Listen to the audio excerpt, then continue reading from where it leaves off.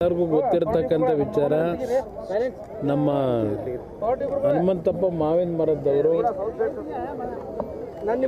ಈ ಭಾಗದ ರೈತರಿಗೆ ಅನುಕೂಲಗಳಾಗಬೇಕು ಅಂತಕ್ಕಂಥ ದೃಷ್ಟಿಯಿಂದ ಸಹಕಾರಿ ಕ್ಷೇತ್ರದಲ್ಲಿ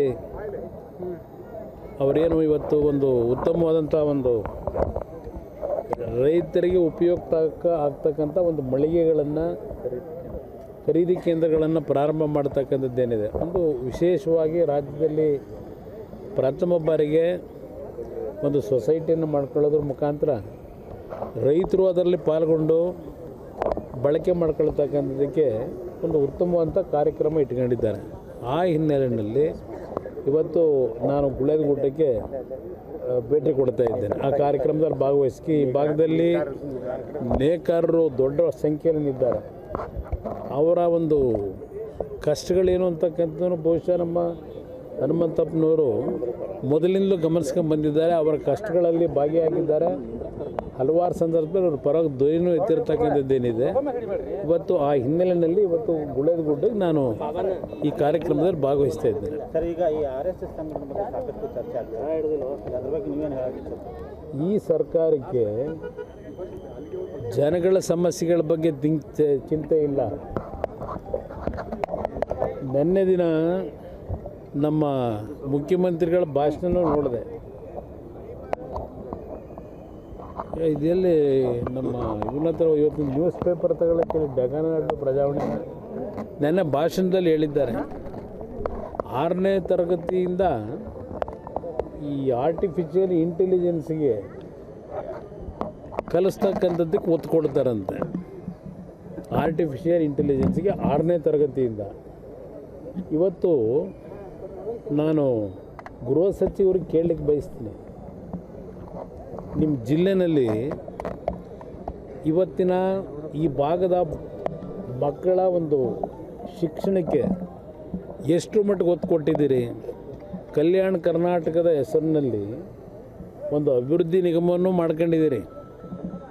ಆ ಅಭಿವೃದ್ಧಿ ನಿಗಮದಿಂದ ಎಷ್ಟರ ಮಟ್ಟಿಗೆ ಈ ಭಾಗದ ಮಕ್ಕಳ ಒಂದು ಬದುಕಿಗೆ ನಿಮ್ಮ ಕಾರ್ಯಕ್ರಮ ಇದೆ ಅನ್ನೋದಕ್ಕೆ ಇವತ್ತು ಮುಖಪುಟದಲ್ಲೇ ಒಂದು ಪ್ರಮುಖ ಪತ್ರಿಕೆಗಳಲ್ಲಿ ಶಾಲೆಗಳ ಪರಿಸ್ಥಿತಿ ಹೇಗಿದೆ ಅಂತಕ್ಕಂಥದ್ದನ್ನು ಒಂದು ದೊಡ್ಡ ಆರ್ಟಿಕಲ್ಗಳೇ ಇದೆ.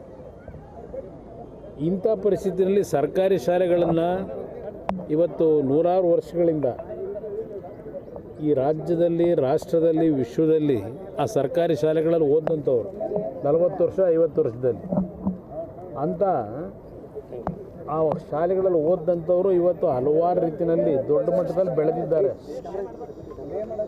ದೇಶಕ್ಕೆ ಹಲವಾರು ಕೊಡುಗೆ ಕೊಟ್ಟಿದ್ದಾರೆ.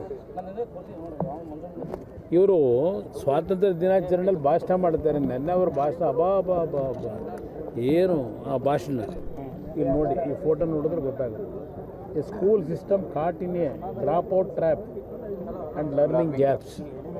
ಇಲ್ಲಿ ಕಲಬುರಗಿ ಫೋಟೋ ಇದು. ಈ ಶಾಲೆದ ಪರಿಸ್ಥಿತಿ ಏನಾಗಿದೆ ಅಂತೇಳಿ, ಮಕ್ಕಳು ಎಲ್ಲಿ ಕಲಿತಾ ಇದ್ದಾರೆ ಅಂತೇಳಿ ಒಂದು ಮಾತೆತ್ತಿದರೆ ಅದೇನೋ ಪಬ್ಲಿಕ್ ಶಾಲೆ ಮಾಡಿದ್ದೀವಿ, ಪಬ್ಲಿಕ್ ಶಾಲೆಗೆ ನಾವು ಅದು ಎಷ್ಟೋ 1000 ಕೋಟಿ CSR ಫಂಡ್ ಕೊಡ್ತೀವಿ, CSR ಫಂಡಿಂದ ಕಾಲೇಜುಗಳನ್ನು ಆ ಒಂದು ಪಬ್ಲಿಕ್ ಶಾಲೆಗಳನ್ನ ಇಂಪ್ರೂವ್ ಮಾಡ್ತೀವಿ ಅಂತೇಳಿ ನಾನು ಕಳೆದ 2 ವರ್ಷದಿಂದ ನೋಡ್ತಾನೇ ಇದ್ದೀನಿ. ಕಳೆದ 3 ವರ್ಷದಲ್ಲಿ ಪ್ರತಿ ವರ್ಷ 15,000 ಟೀಚರ್ಗಳನ್ನ ನೇಮಕ ಮಾಡ್ತೀವಿ, 15,000 ಶಿಕ್ಷಕರನ್ನ ನೇಮಕ ಮಾಡ್ತೀವಿ. ಈಗಲೂ ಹೊಸದಾಗಿ ಈ ಸರ್ಕಾರದಲ್ಲೂ ಪಾಪ ಮಂತ್ರಿ ಈಗಲೂ ಅದೇ ಹೇಳಿದ್ದಾರೆ, 15,000 ಶಿಕ್ಷಕರನ್ನ ನೇಮಕ ಮಾಡಿದ್ವಿ. ಎಷ್ಟು ವರ್ಷ ಬೇಕು? ಏನಿದೆ ಪರಿಸ್ಥಿತಿಗಳು? ಇವತ್ತು RSS ಬಗ್ಗೆ ನಂತರ ಚರ್ಚೆ ಮಾಡೋಣ. ಈ ಬಿಲ್ ತರೋದು ಅವೆಲ್ಲ ನೋಡೋಣ. ಮೊದಲು ಜನಗಳ ಪರಿಸ್ಥಿತಿ ಏನಿದೆ?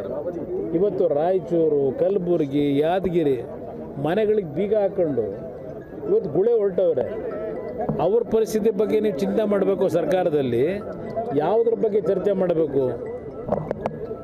ಇವತ್ತು ಹೈದರಾಬಾದ್ ಕರ್ನಾಟಕ ಭಾಗದಲ್ಲಿ ಕಲ್ಯಾಣ ಕರ್ನಾಟಕ ಅಂತ ಏನು ಹೆಸರಿಟ್ಕೊಂಡಿದ್ದೀರಿ, ಎಷ್ಟು ಹಳ್ಳಿಗಳಲ್ಲಿ ಇರ್ತಕ್ಕಂಥ ಕುಟುಂಬಗಳು ಬರಗಾಲದಿಂದ ಇವತ್ತು ಮನೆಗೆ ಬೀಗ ಹಾಕೊಂಡು ಎಲ್ಲ ಊರು ಬಿಟ್ಟು ಮಕ್ಕಳ ಶಿಕ್ಷಣಕ್ಕೂ ಏನು ಮಾಡ್ತಾರೋ ಗೊತ್ತಿಲ್ಲ.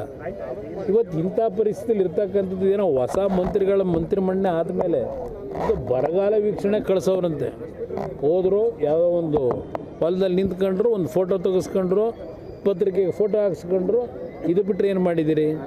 ಇವತ್ತು ನಿಮ್ಮ ಪಕ್ಕದ ಜಿಲ್ಲೆ ಕೊಪ್ಪಳದ ಜಿಲ್ಲಾ ಸಚಿವರು ನೆನ್ನೆ ಭಾಷಣದಲ್ಲಿ ಏನು ಹೇಳೋರೆ? ಒಂದೊಂದು ಜಿಲ್ಲೆಗೆ 500 ಕೋಟಿ ಬೇಕಂತ. ಈಗ ಬರಗಾಲದ ಪರಿಸ್ಥಿತಿಗಳನ್ನ ಸರಿಪಡಿಸ್ಲಿಕ್ಕೆ 500 ಕೋಟಿ ಬೇಕು ಅಂತ ಹೇಳಿ ಆ ಮಂತ್ರಿ ಹೇಳಿಕೆ ಕೊಡ್ತಾರೆ. ನೆನ್ನೆ ದಿನ ಕೊಟ್ಟಿರೋದು ಸ್ವಾತಂತ್ರ್ಯ ದಿನಾಚರಣೆಯಲ್ಲಿ. ಇಲ್ಲಿ ಡಿ ಸಿಗಳ ಅಕೌಂಟಲ್ಲಿ ಎಷ್ಟು ಇಟ್ಟಿದ್ದೀರಿ ದುಡ್ಡನ್ನ? ಒಂದೊಂದು ಜಿಲ್ಲೆ, ಒಂದೊಂದು ತಾಲೂಕು ಕುಡಿಯೋ ನೀರು 1 ಕೋಟಿ ಕೊಡ್ತಾರಂತೆ. ಇವ್ರು ಕೇಳ್ತಾವ್ರೆ ಒಂದೊಂದು ಜಿಲ್ಲೆಗೆ 500 ಕೋಟಿ ಬೇಕು ಅಂತ ಹೇಳಿ, ನಿಮ್ಮ ಬಸವರಾಜ ರಾಯರೆಡ್ಡಿ ಅವರು. ಇಂಥ ಪರಿಸ್ಥಿತಿನಲ್ಲಿ ಇದ್ಯಾವುದೋ RSSನ ಬಿಲ್ ಅಂತೆ, ಇನ್ನೊಂದು ಬಿಲ್, ಏನು ಪುರುಷಾರ್ಥ ಸಾಧನೆ ಮಾಡ್ತೀರಿ ಇದರಿಂದ?